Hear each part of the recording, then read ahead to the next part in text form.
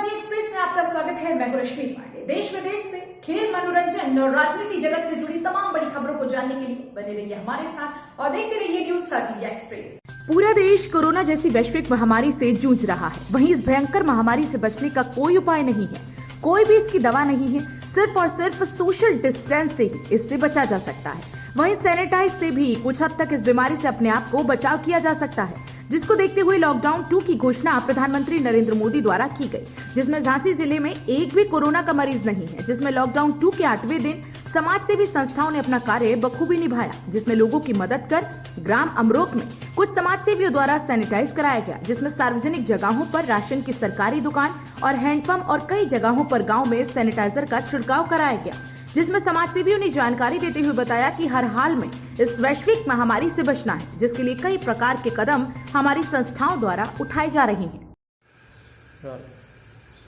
नमस्कार साथियों, मैं आपके साथ आराधना नामदेव, दीपशिखा न्यूज की एडिटर इन चीफ। साथियों, आज दीपशिखा न्यूज और दीपशिखा सोशल वेलफेयर सोसाइटी के द्वारा ग्राम अमरों को सैनिटाइज कराया गया है और पूरे देशवासियों से अपील करती हूँ कि आप भी अपनी घर और अपने आसपास की जगह को सैनिटाइज कीजिए और देश का इस महामारी से लड़ने में सहयोग कीजिए। तो इसी तरीके से यही प्रेरणा लेकर आज दीपशिखा वेलफेयर सोसाइटी और दीपशिखा न्यूज परिवार ने पूरे गांव को सैनिटाइज किया है, जिसमें राशन की सरकारी दुकान, राशन की और अन्य दुकानें, पब्लिक प्लेस, हैंडपंप, सड़कें, खिड़की और दरवाजों को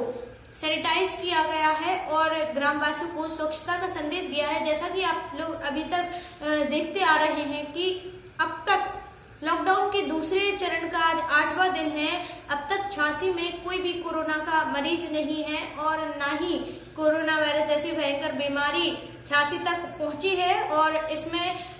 सबसे ज्यादा सहयोग रहा है हमारे झांसी की जनता का, पत्रकारों, मीडिया कर्मियों, सफाई कर्मियों और पुलिस कर्मियों का। उन सबका तहे दिल से हम बंधन, अभिनंदन, स्वागत और आभार व्यक्त करते हैं और साथ ही में देश की जनता का और झांसी की जनता का और समाज सेवी संस्थाओं का बहुत बहुत स्वागत करती हूँ, बहुत बहुत धन्यवाद देती हूँ कि जिनके सहयोग से आज हम कोरोना जैसी भयंकर बीमारी से लड़ते हुए एक कामयाबी की तरफ हैं कि हमने इससे बचाव किया है और अपने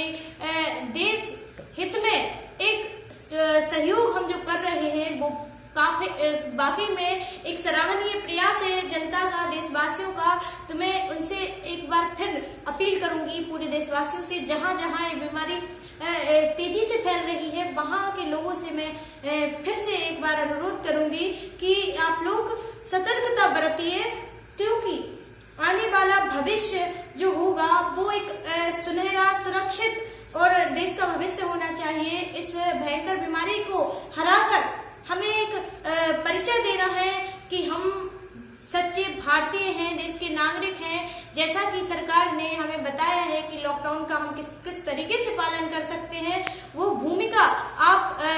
अपने स्वेच्छा से निभाइए। अगर आपको रोक टोक ना की जाए और फिर भी आप लॉकडाउन का अच्छे से पालन करें तो इसमें हमारा हित है। तो और अभी भी आप कर रहे हैं, लेकिन जिन जगहों पर कोरोना जैसी बीमारी ज्यादा तूल पकड़ रही है, ज्यादा मरीज जहां दिख रहे हैं, तो मैं उनसे